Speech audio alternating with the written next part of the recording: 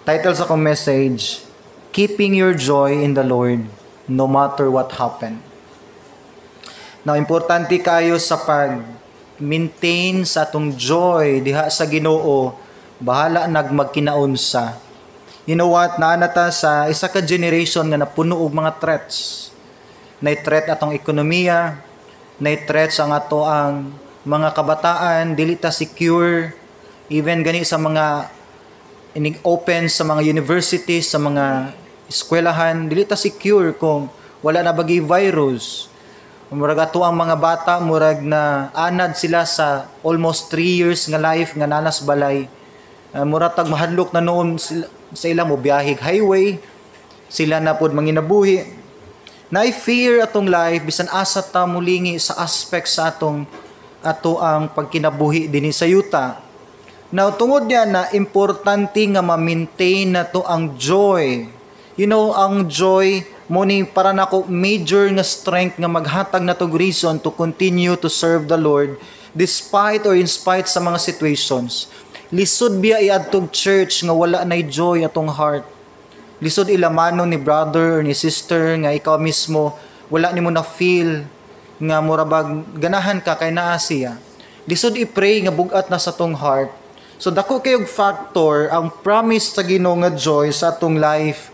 O kung mo ni missing sa atong Christian life, lisod gyud ipadayon. Munang daghan sa atong mga kaigsuunan usay mga kaila natong mga Christians nga kalit lang mga wala sa church, dili na mo serve, naglikay nagfellowship tungod kay dako kay nga factor, reason ang joy. Na unsa man di ay life, unsa man di ay unsaon yung pag-describe ang usa ka Christian nga naay joy iyang heart. You know, dili necessarily nga ang joy makita sa naong nga naga-smile ka pirmi.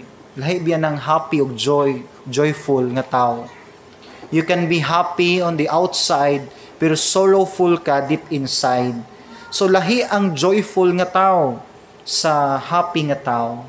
You know, ang happy pwede ta mag-pretend nga happy ta. Mo ni makita the way unsa ta mo action, mo storya, atong dress code. But you know what, ang joy, bisan unsa nga circumstance na ata, ma-display gyud gihapon ang joy. Ang joyful nga Christian life, it doesn't mean nga sige lang kag ngisi or walay problema. Ang joyful nga Christian life na ay enough nga good reasons nga mupadayon kag serve sa Ginoo unsa may mga problema sa imong life. Muna siya joyful nga Christian life, kanunay ka na ay makita nga spark sa reason nganong kinahanglan ko mo padayon, nganong kinahanglan ko mo adtog church, nganong kinahanglan gyapon ko mo pray, nganong kinahanglan ko mag-maintain sa akong commitment diha sa Ginoo. Na ay mga problems, na ay mga challenges, na ay mga circumstances, pero na kay reason kanunay nga mo padayon sa Ginoo. Question, napabay joy imong life? Napaba kay kalipay mo anig church? Or lisod biya ka ng bugat na bitaw katong tiil dat og church? And ingon natong verse, yes, ma-feel na to ang paghilak tibok gabi, ma-feel na to ang pain tibok adlaw, pero inig kabuntag, pwede ka musagit sa kalipay. Yes, tungod kay isa sa promise ni Christ sa iyahang mga tinun-an, naagi joy. If you choose to be joyful sa imong Christian life, ihatagid niya ang kalipay sa imuhang pag-alagad sa Ginoo. Kana bitaw mo adto tag church, nya gaan atong feeling ba? Excited ka sa message, excited ka sa fellowship, excited ka sa pag-offer sa imong life diha sa Ginoo. Na ay meaning imong pag-serve sa Ginoo, mo nay joyful nga Christian life. Look at the early Christians sa Dark Ages. Tan-aw nimo sila literally murabag horror, sad og bati kayo ilahang kinabuhi. Liman ka natunong sila sa Dark Ages. They don't have the freedom to worship in public places. Ilang family dili nila mapakita sa tao nga Kristohanon ang akong pamilya kay tinago-tago ilahang pagka-Kristohanon. But naningon ng Bible, malipayon ang mga katawhan sa Dios nga namatay para sa iyahang pangalan. And the fact nga millions sa mga Christians ang gi-persecute o gi-offer ilang life sa dark ages, it means na joy ilang life, na reason nga nung ila tong gibuhat. Kay lisod yun ipadayon kung mawad-an na tag hinungdan nga nung kinahanglan pa ta mga lagad sa Ginoo. Now, na a particular kind of people nga gisaaran niya sa joy. Nganong usahay pastor, mawala man akong kalipay sa pagsimba. Na dinhi tungod ani nga verse sa John 15:9 to 11, na promise din si Christ kinsa to mga tao ang maka-fully experience good sa joy nga promise ni Christ. Now, John 15:9 to 11, as the Father loved me, ingon si Christ dinhi, I also loved you. Abide in my love. If you keep my commandments, you will abide in my love. So, gihangyo gidin ni Christ na magpabilin ta das gugma sa Ginoo. How? Ingon siya, by keeping His commandments. Ingon din siya, just as I have kept my Father's commandments and abide in His love. Verse 11, these things I have spoken to you, that my joy, ingon si Christ, ang akong kalipay, my joy may remain in you, and that your joy may be full. Grabe no, ingon si Christ, aron ma-experience nimo ang full good nga joy sa imuhang life nga gikan nako, dapat imong i-keep ang akong commandments. Ang pag-keep na to sa commandments sa Ginoo, ang pag-obey na to sa iyang command, mo ipagpakita na to nga love na to siya. Dali biya ilitok nga love na to ang Ginoo, pero sa lips lang taman bitaw. Wa gid na to gi-feel. Usay gani ang song, may pa ang song kay murag full kay commitments, pero say wa na to na feel ang message good sa song. Ingon si Christ, if you abide in me and keep my commandments, diha niyo ma-experience ang full nga joy. Ako, isa minis atong ginapray, unsa kay life no nga puno sa kalipay, puno sa joy, unsa kani nga klase nga Christian life, lisod i-describe, lisod i-explain, kay mas maayo nga ato siyang ma-experience. Isa ni ka-experience nga dili ta dapat mo rely lang sa testimony sa ubang tao. Challenge ni Christ, dili para mangutana kas uban, para imo ning i-experience. Now, tanawa ang promise ni Christ sa Ginoo sa Psalms 30 verse 5. Ingon siya, for His anger is but for a moment, muna itong main text. His favor is for a little time, weeping may last for the night, but a shout of joy comes in the morning. Yes, normal sa usa ka Christian nga mabati na to ang problem bitaw. Nagitay mo hilak ta, bugat na kaayo. Nagitay ma-discourage ka. Nagitay ma-disappoint ka sa outcome sa imong prayer. Pila ka months, years ni mo gi-pray and then murag dili enough ang answer sa prayer. Isa ka loved ones imong gi-pray sa iyang salvation, imong gi-pray, grabe ni mo pray, and then kalit lang gikuha sa Ginoo, di pa gyud ka sure kung na-sharean ba gyud siya salvation. Gipray nimo ay mo ang loved ones, imong family member nga maayos iyang balatian, and then wala gi murag shadow of ebidensya ba nga gi-answer sa Ginoong prayer. Disappointing kay sa tanan. Pero you know what, ang promise din ni sa Ginoo nga inig kabuntag pwede nimo ma-experience na pod ang brand new nga joy. Yes, ka-experience mo ana human nimo pray, humaning before ka natulog, imong gi-release tanan sa Ginoo imong burden. Pagkabuntag ni mata ka nga murabag na kay brand new nga mindsetting, brand new nga emotion, as if nga mura kag walay problema kagahapon. Promise na sa ato ang Ginoo. Again, as long as you are keeping His commandments, obedient ka diha niya, promise gid niya ang joy. Now, tanawa dinhi ang Acts 13:52.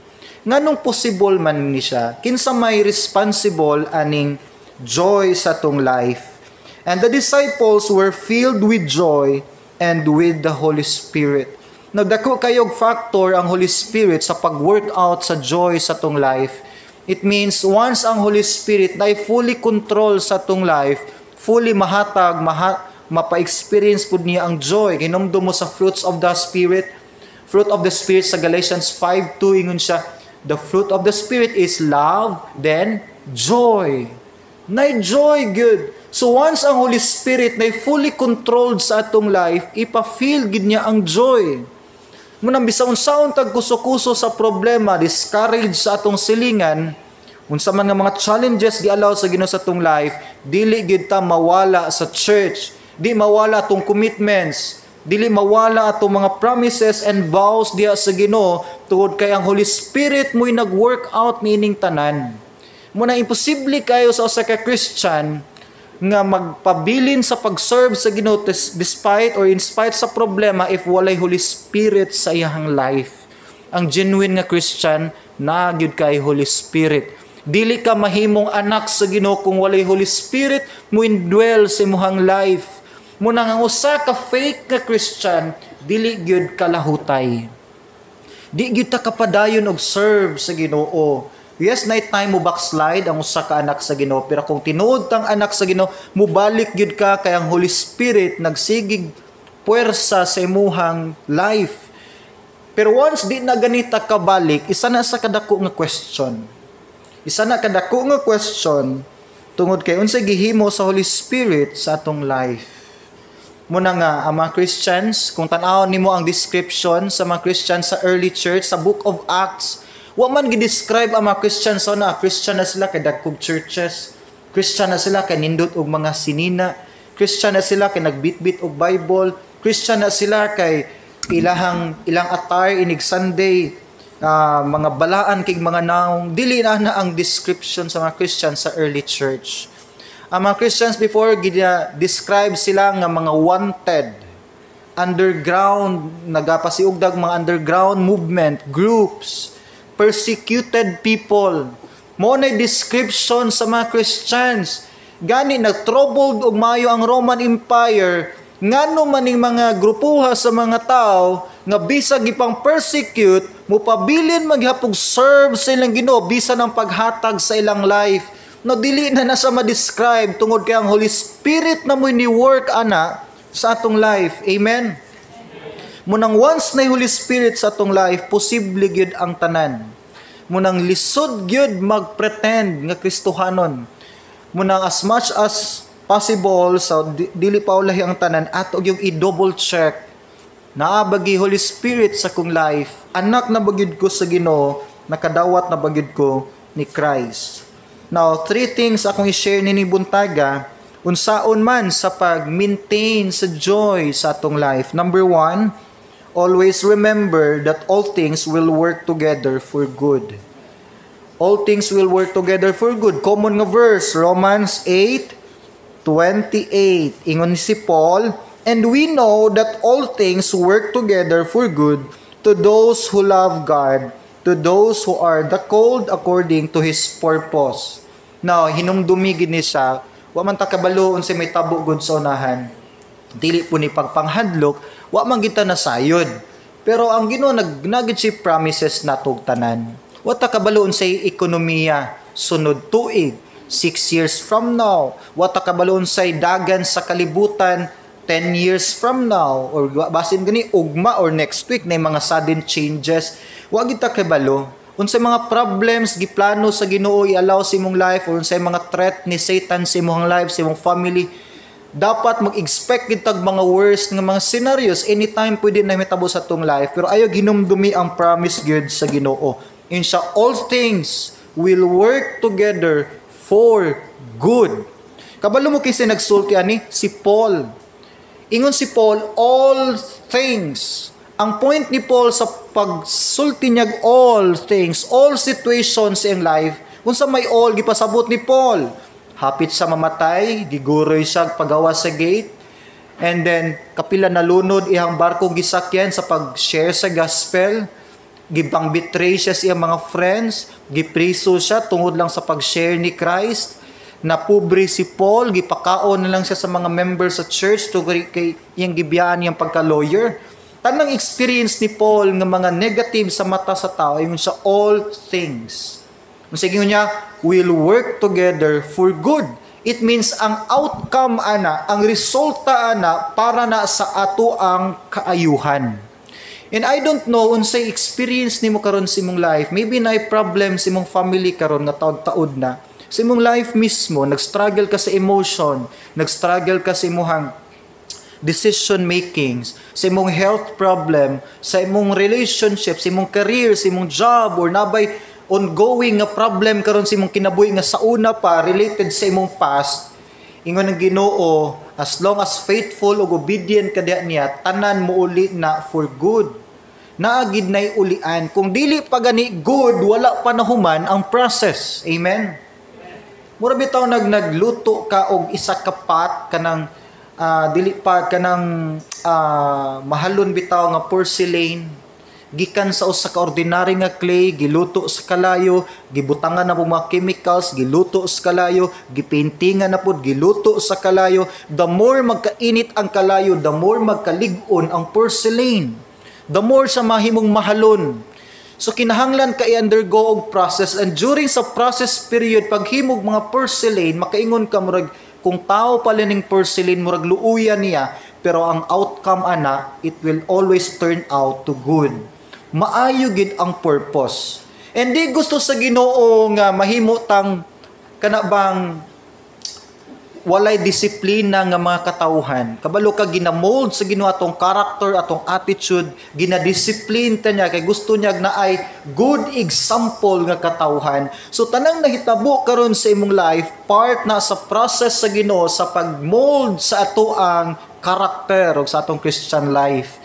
Munang hulata lang yun na anay maayo nga purpose. Mamitaingon ang song, God is too wise to be mistaken. God is too good to be unkind. When you don't understand, when you can't trace His hand, trust His heart. It's the heart of the Lord. Usahay, ma-question na to, Lord, ganun imo ning gialaw, di man ko inana kadautan, di man ko sama sa mga tao nga dagkagiapakan nga mga katungod, nganong sa akong family man ni nahitabo. Ingon ang song, He is too wise to be mistaken. Wala siya nasipyat sa imong life, sukad. Wala siya sukad, nagbasol nga nung iyan gitugot. Nagid siya intention anang tanan. Ingon pa ang song, God is too good to be unkind. To nimo murabag nasuko ang Ginoo nimo. No, expression na sa iyang goodness ang mga gialaw niya sa tong life para na sa good intention. Muna kung lisod na gani salig sa Ginoo, lisod na i-trace iyang hands. Asa naman ka, Lord? Ingon ang song, trust His heart. Dili ka ma-fail sa iyang heart. Heart means iyang intention. Ang intention sa Ginoo para gid sa kaayuhan sa iyahang kanakan. Amen? Saligi gina siya. Naay duha ka butang nga gina-workout sa Ginoo sa tong life. First, kining testing ug discipline. Ato nang sabton, usay mo undergo ta sa process of testing. Ang process of testing, wala tay nahimong dautan, gi-test lang ta. Gusto sa Ginoo i-improve ang atong faith, i-improve ang atong commitment diha niya. Testing na siya. Human sa testing naagid na ang promotion. Mura ba mo take kag board exam? Wala board exam nga sayon, pero after sa board examination, naagi promotion kung makapasar ka. So once gitest ka karon sa Ginoo, ayaw give up. Human ana promotion. Gusto sa Ginoo nga mo improve ka. Wala kay nahimong dautan. I-pray, Lord, i-maintain akong faith nga dili ko mo give up. Ikaduhang butang nga gina-process sa Ginoo sa imong life, posible kining discipline. Ang discipline painful, na bagi mama or papa mo disiplina siyang anak nga mo katawa non yang anak or murag gigitik. Mo intag discipline, ang first keyword nga mahuna nimo is pain, painful. Pasakitan gid nimo ang imong gidisiplina. You know what? Ang discipline prove ni sa Ginoo sa iyang gugma nato. Tanaw ang Hebrews 12:6. For whom the Lord loves, He chastens, and scourges every son whom He receives. Chasten means disiplina. Scourges means bunalan sa karaan pang panahon. So ingon dinhi ang gipang love daw sa Ginoo nga kanakan iyang gina-disiplina. Na makasabot ang mga parents ani. Kung gusto ka magbuhi kag kanabang bad example nga anak sa iyong pamilya, ayaw disiplinaa imong bata. Pero kung love nimo yung bata, na siya good nga future, padak-a siya sa disiplina. Ayun ang disiplina di man lang tanan painful. Sometimes it is a set of rules. Bawal ni, bawal na, and then may mga consequences. So maybe ang nahitabo karon sa imong life, dili siguro testing, pero disiplina. And once i-discipline ta, ang solution diha is repentance. Gusto sa Ginoo makorek ang atong mali. So kung gidisiplina ta sa Ginoo, ang right prayer is, Lord, unsa man akong sala Ginoo, pasaylo ako, bag-uha ang akong life. Kay hangtod nga dili ka mo repent sa imuhang sala, unya gidisiplina day ka, dili gyud mawala ang problem. Moingon ta, testing lang siguro ni, testing lang ni. So di gyud ka mo repent, di ka mo hinulsol. Unya gidisiplina day ka. So Lord, mo nang ingon si David, nindot kay si David mo pray sa Lord, pasaylo ako sa akong sala. Kung naa pa man ko'y sala, Lord, nga wa ko kahibalo Ginoo, pasaylo apod ko. I-search akong heart. Basi na ako'y mga sala nga wala ko kahibalo, pasaylo akong apil. Gituyok ni David, testing og discipline. So basin ang ongoing nga trouble karon sa imong life, maybe gidiscipline ka sa Ginoo. Nay something nga gusto niya hinulsulan nimo. Gusto niya hunungon nimo. Gusto niya ma-realize o makatunan nimo ang sakto gyud nga mga butang. And nga nang ingon ang Bible nga it will always turn out to good. Kay bisag gitestingan ka or gidisiplina ka, maayo man ang intention niini. Amen? Maayo gyapon ang purpose. So tanang nahitabo sa tong life para gid siya sa maayo nga katuyuan. Unsay pinakadako nga testing sa imong life sukad? Unsay pinakadako nga discipline sa imong life sukad? Katong tanang nahitabo sa imong life, na ba kay nakatunan ni adto? Na ba kay learnings? Kay kung walay lesson nga na-learn, mo balik gihapon to. Walay shortcut sa spiritual growth, tanan nay process. So if nay mga testing, challenges, disciplines moabot sa tong life, kuhaa gyud ang lesson. Kuhaa gyud ang lesson aron nga mahunong ang circumstance ug ma-promote ka ug makita nimo ang blessing sa Ginoo. Amen.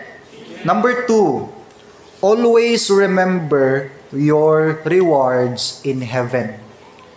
Okay, number 1, hinumdumi gyud nga ang tanang nahitabo sa imong life na maayong katuyuan. And number 2, always remember your rewards in heaven ha. Dili sa unahan, sa langit. Isa ni sa maka-motivate biya nato nga naatay hulaton nga reward. Now, Matthew 5:11 to 12. Ingon si Christ, "Blessed are you when they revile." Revile means giinsulto ka, giabuso ka, giyaga-yagaan ka, and persecute you, and say all kinds of evil against you falsely for my sake. Kinsay naka-experience din nga gikantsawan imong faith sa Ginoo. Gidumtan ka sa imong supervisor, co-employee, manager sa office work tungod kay lahi kag faith niya. Kinsa din niya naka-experience nga wala ka giayog treat sa imuhang friend tungod kay lain kag moingon na ba din sila lahi manggod kag relihiyon. Kinsa naka-experience nga gibawalan kag simba sa imong family member or giyaga-yagaan ka sa inyo habang relatives kay lahi kag faith.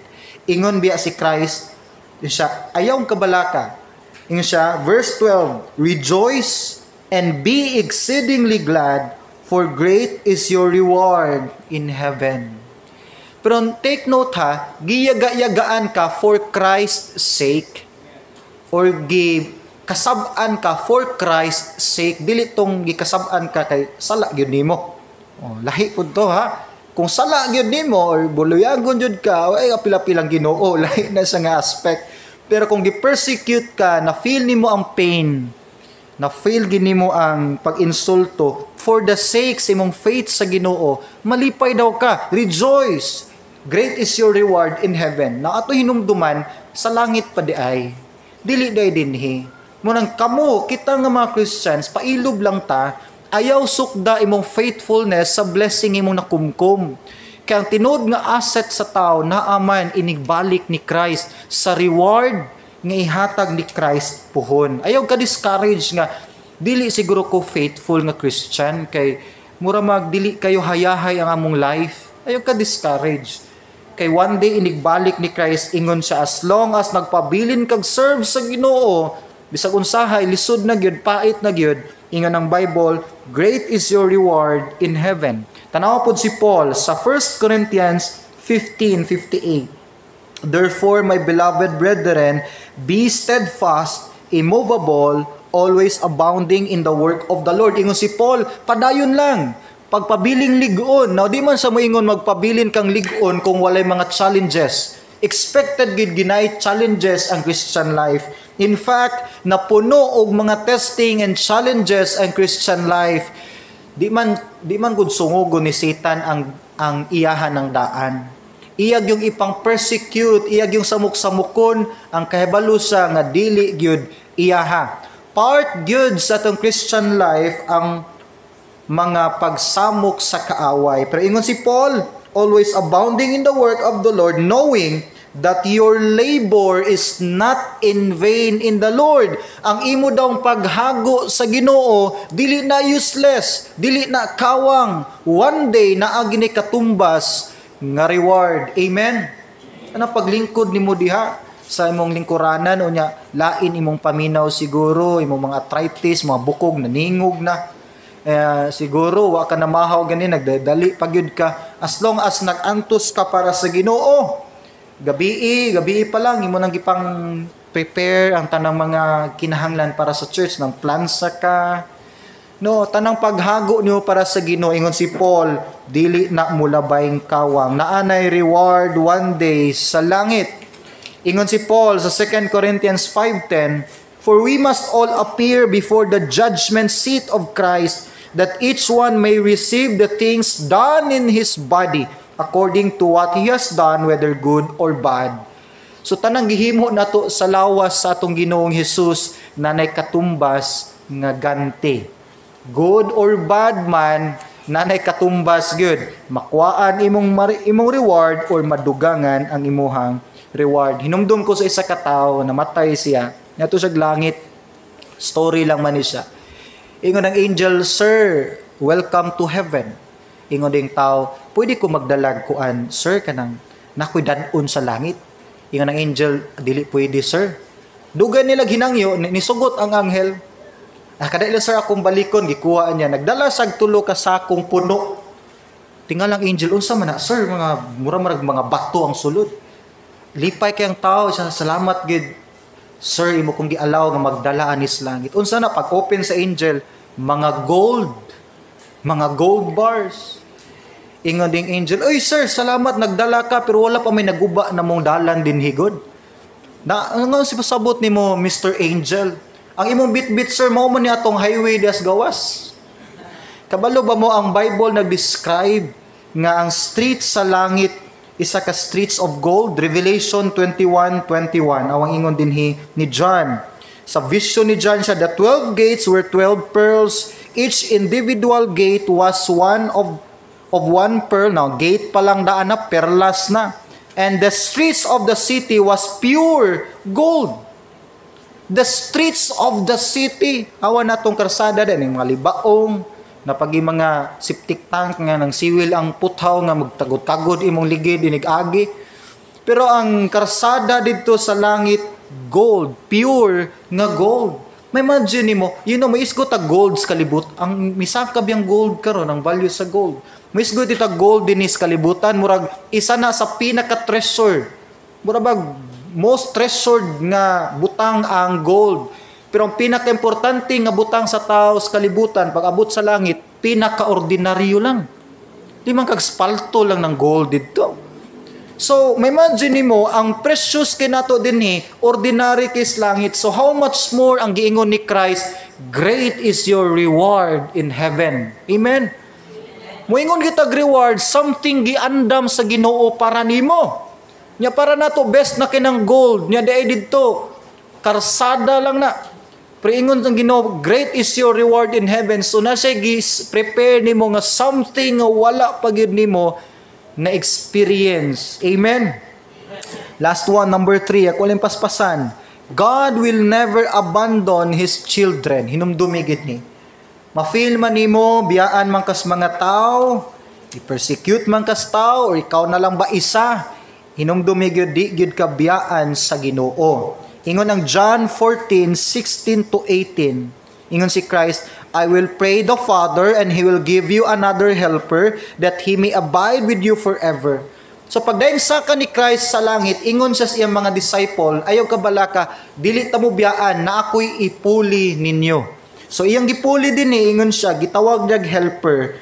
And the Spirit of truth, so nagrefer ni sa Holy Spirit, whom the world cannot receive because it neither sees Him nor knows Him. But you know Him, for He dwells with you and will be in you. Verse 18, I will not leave you orphans, I will come to you. So pagsaka ni Christ sa langit, gipuli niya ang Holy Spirit, ang third person sa Trinity, para mo take over sa church. Siya mo bantay sa tanang kaanakan sa Ginoo. You know, sahay, kanabitang si tag-pray, unya di mahatag sa Ginoo niya, si tag-pray niyang atong silingan nagpalit nagbag-ong mga TV, bag-ong nga mga ref, ni ikaw si kag-pray tuwad nag-pray fasting, wag gyapon ni abot. Bisag nain mga abot pero pautang. No, di ba inana mangluod ditas Ginoo Lord, ngano man niya akong silingan tikasan man kay ni, pero nganong si magpamalit og bag-o. Nauna sa tanan, naay problem ka sa imo jealousy. Pero if ito higaligson, dali ta mangluod if dili mag-grant ang atong request. Dali ta mangluod. Pero tanawa diniingon sa Bible, sa Romans 8:38-39, ipangtatak gini nga verse sa inyong mga pultahan sa balay. Ingon si Paul, I am persuaded that neither death, nor life, nor angels, nor principalities, nor powers, nor things present, nor things to come, nor height, verse 39, nor death, nor any other created thing shall be able to separate us from the love of God, which is in Christ Jesus our Lord. So si Paul nag-ingon, nga di na gid ka malayo pa sa gugma sa Dios. So ang gugma sa Dios mo ni nagbugkos nimo diha nga magpabilin gid ka sa Father. Munang once anak ka sa Ginoo, di na gid na mawala nga pagkaanak nimo sa Dios. Kaya ang gugma sa Dios mo ni bugkos, mo ni bind nimo diha sa Father. Anak ka niya forever. Muna si Paul, grabe ang experience ni Paul. Gawas nga gi-persecute siya sa iyang kamatayon, daghan pa siya mga persecutions na agian. Pero ngano nakasurvive si Paul, tungod kay aware si Paul nga di gyud siya malayo sa iyahang amahan. Dapat aware gyud ta sa love sa Father. Kabalo mo si John the Beloved sa Bible, ingon ang Bible nga si John the Beloved ang the only apostle of Christ nga gihigugmag maayo ni Christ. Imagine mo na naadi favoritism si Christ, naadi mas love si Christ among the 12. Pero ang nagsulti ana si John ra gihapon. Siya ra po'y nag-ingon. Sa iyang libro po ningon nga, si John the Beloved. Mo bitang gitawag siya the Beloved. Kay siya daw ang pinaka-love ni Christ. Siya ra po'y nag-ingon ni ana. You know what? Dili man, may problema na aware lang yun si John sa love sa Father.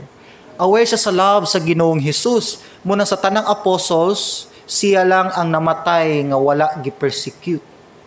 The rest, the other apostles, namatay sila sa persecution. Pero si John the Beloved, namatay siya sa iyang katigulangon lang.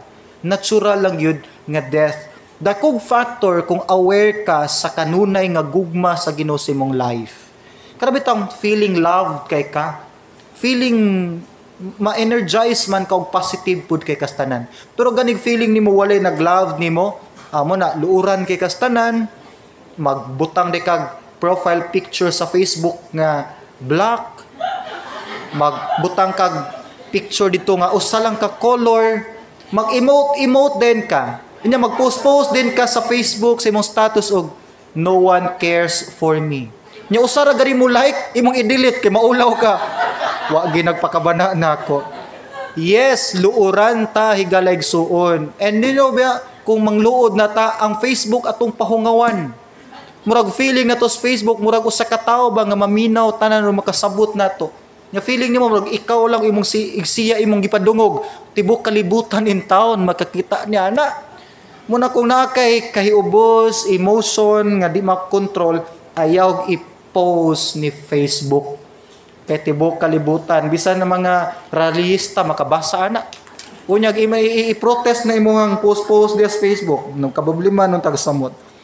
Si David, one time si David, nasa dako king fear, unsay sikretong David, nganong victorious siya, despite sa mga threats sa iyang life, tanawang ingon niya, Psalms 23:4, ingon siya, Yea, though I walk through the valley of the shadow of death, gidescribe niya shadow of death, I will fear no evil. Why? Ingon siya, for you are with me.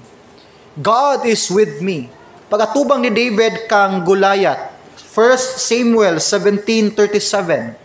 Pag-atubang ni David, ganun giyano nagpilding David si Goliath, muna iyang giingon, no? 1 Samuel 17:37, David said, The Lord who delivered me from the paw of the lion and from the paw of the bear, He will deliver me from the hand of this Philistine.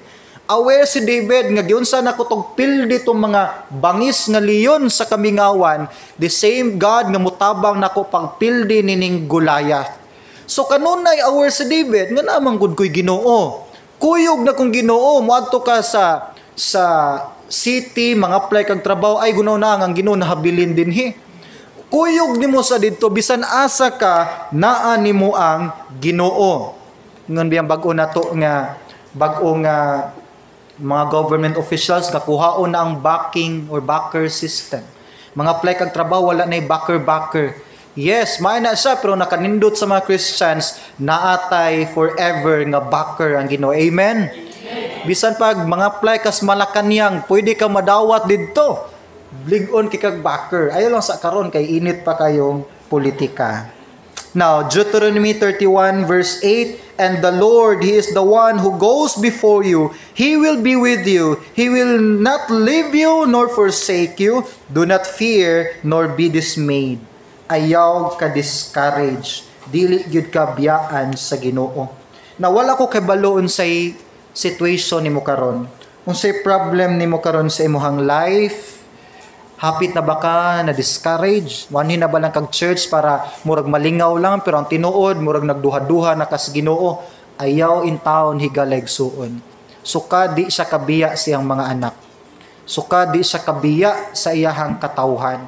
Gani ginao ganita ni Christ nga makasasala pa ta, how much more karon nga anak na ta sa Dios. Amen. Dili gid ta niya pasagdan. Bisan sa eternity giandam ta niya dapit nga dili gid ta magmahay. Munang one day atong anihon ang mga saad sa Ginoo, ang full assurance, power, benefits sa usa ka tinuod nga anak sa Dios. Amen. Father in heaven, we thank you, Lord, sa imuhang comfort nining buntaga, Ginoo. Thank you kay powerful, Lord, imong mga words nag-remind na mo, Lord, nga unsa man ang mga challenges, ups and downs dinhi sa kalibutan, dili ka mahutdan Ginoo promise, dili ka mahutdan, Lord, og comfort, daghan kag ways, Father God, nga imong proteksyonan ang pingan ang imuhang katawhan. Please, Lord, increase ang among faith nga dili mi wave, Lord, unsa man ang mga challenges along the way. Pasaylo ami, Lord, sa mga pagkulang na mo diha nimo, gipray na mo, Lord. Please, Ginoo, pinagi si mong Holy Spirit, i-renew ang among mga commitments, Lord, karon. I-work out imong Holy Spirit, Lord, nga once again, na i-fire sa amo ang pag-serve diha nimo, Lord. Ug mas may mong faithful ug obedient pa mi, Lord, samtang naghulat mi sa pagbalik ni Christ. All these things we ask in Jesus' name. Amen and amen.